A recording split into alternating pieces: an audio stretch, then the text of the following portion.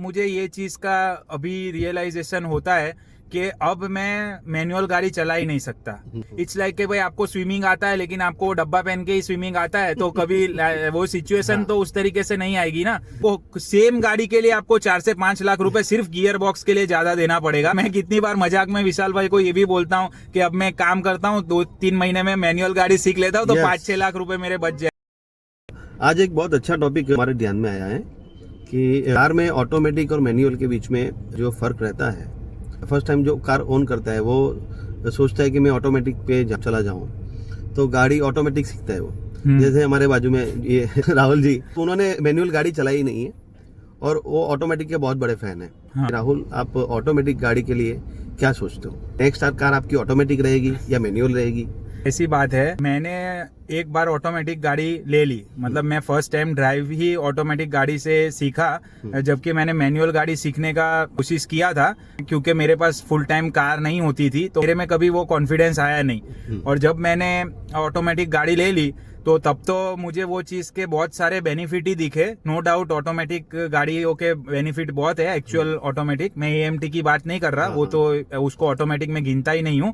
But जो सबसे बड़ा प्रॉब्लम मुझे ये चीज का अभी रियलाइजेशन होता है कि अब मैं मैनुअल गाड़ी चला ही नहीं सकता, क्योंकि मैंने फर्स्ट टाइम से ही ऑटोमेटिक गाड़ी सीखी है। तो मेरे को अगर सपोज कोई इमरजेंसी सिचुएशन भी आ गई और मेरे को कोई मैनुअल गाड़ी चलानी पड़े तो शायद मैं अभी नहीं चला पाऊंगा कॉन्फिडेंटली। तो ये मुझे बहुत बड़ी दिक्कत लगती है। जबकि जो मेरे फ्रेंड्स है, जैसे विशाल भाई भी है, वो मैनुअल गाड़ी चलाते हैं तो वो इजीली ऑटोमेटिक भी चला सकते हैं और वो मैनुअल तो चलाते ही है।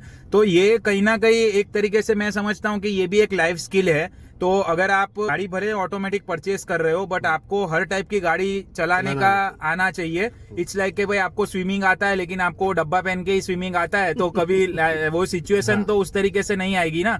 बट ये प्रैक्टिकली बहुत बड़ा प्रॉब्लम है। ये बहुत प्रैक्टिकल बात है और उसके प्रोस और कॉन्स भी बहुत है। मैं आपको एक छोटे से एग्जांपल से दिखा रहा हूँ कि जैसे भी आप गाड़ी सीखने जाए तो पहले मैनुअल ही कार आप सीखे, क्योंकि उसमें क्या है कि जो जजमेंट है, हाँ, आपका जो पेडल जो शिफ्ट करते हैं उसमें, हाँ, रिफ्लेक्सेस है आपके, जो क्लच दबाना है, ब्रेक करना है, क्लच के साथ आपको गियर शिफ्ट करना है, हाँ, ये सारी चीजों का एक्सपीरियंस और स्टीयरिंग एक्सपीरियंस, हाँ, ये चीजों के एक्सपीरियंस में ही काफी लोग गाड़ी चलाना नहीं, आज भी नहीं उन लोगों को प्रीफर हो सकता है, क्योंकि उन लोग को डर रहता है कि भाई मेरे को गियर शिफ्ट करने में, हाँ, और स्टीयरिंग हैंडलिंग में दोनों साथ में मेरे को दिक्कत आ रही है, हाँ, और ये चीज के हिसाब से वो लोग ऑटोमेटिक ले लेते हैं। ऑटोमेटिक में क्या है, ऑटोमेटिक गाड़ी आप चलाते हैं उसमें कोई गियर शिफ्टिंग वन टाइम ही होता है ज्यादातर।